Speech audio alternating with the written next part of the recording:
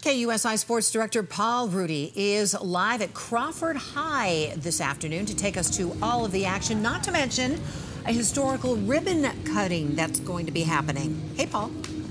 Absolutely. This is a show first. We have never had Crawford as our game of the week, and we've never been on campus with the Pre-PPR, and we're here for good reason. First of all, welcome to the 5 p.m. edition of the Pre-PPR, brought to you by the Bill Howell family of companies. Why?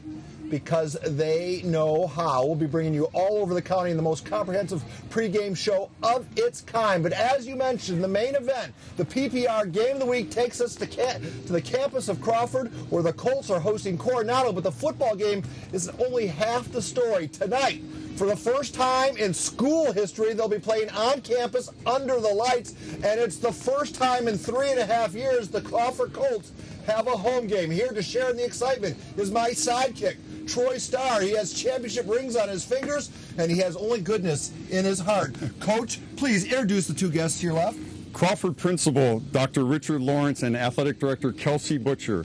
Dr. Lawrence, yes. You did what the Chargers couldn't. You got to give Dean Spanos the secret. How'd you get this stadium built?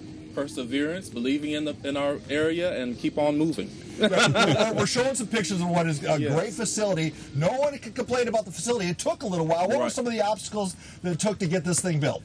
Well, some of the obstacles is as you're digging, you find out that there's things buried underneath, and that in so doing, we needed to make sure that we're not going to break into the main water line that goes through our neighborhoods, making sure that we're holding up to good neighbors, and then also some things that we find as homeowners, issues with contractors. So we needed to make sure that people were being paid and we can keep on going, and also making sure that everything is quality and right for our students.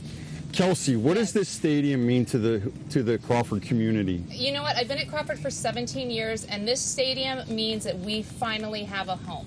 We finally have a place where we can go and celebrate. We can celebrate all our sports teams. We can gather as a family on Friday nights underneath the lights and be a Colt family. Mm-hmm. How many different languages do you say, hey, great stadium here at school? I think we probably have about 30 languages, in addition 15 additional dialects that we can say beautiful stadium on this campus. Coach, can you do it? I can.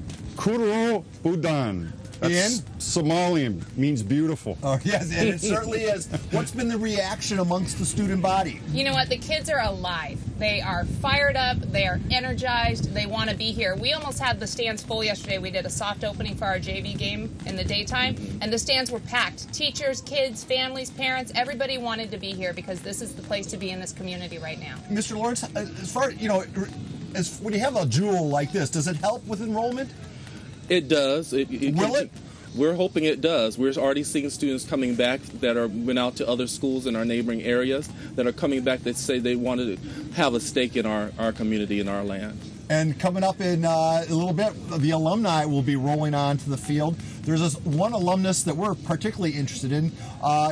Are we sure Carlos can make it through that tunnel? I hope so. It's a long way down on the other side of the field, but I think we'll be good. We got a lot of alumni coming tonight. All right. For those who don't know, Carlo Mesquez from Good Morning San Diego will be, I think he was a class of 58 or 59, I'm not sure. Or maybe 71, I'm not sure which. But Carlos is going to be coming through the tunnel with his classmates and other distinguished Colts alumni.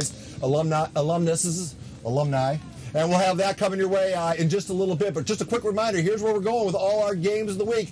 We have live reporters at all these locations. But, of course, topping the marquee, Coronado at Crawford. Rick is at San Marcos. John Soderman's down at Chula Vista.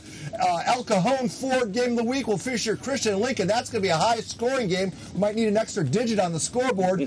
Brandon Stone is at Mesa. He'll be taking on in that game as they host Cathedral. The Nelson Photo Pigskin Idol game is Patrick Henry at San Diego. And Maddie Sinclair will take us to Hoover at University City. All that coming your way on what will be a 33-game night on the Prep Pigskin Report, 10:30, right here on KUSI. Back to you guys.